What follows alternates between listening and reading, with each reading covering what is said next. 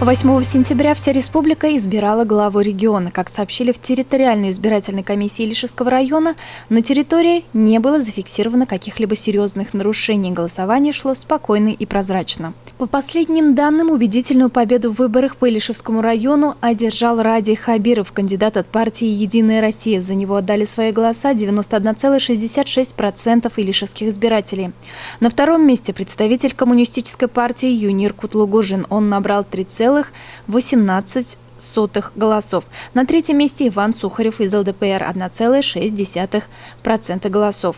Зульфия Гайсина из партии «Яблоко» набрала 1,7%. Рафис Кадыров из партии «Патриоты России» 0,89%. Юрий Игнатьев из «Справедливой России» 0,53%. Владимир Барабаш из «Справедливой силы» 0,49%.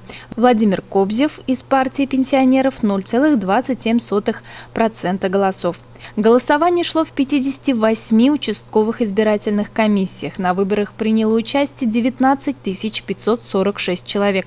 Явка избирателей по району составила 76,7%.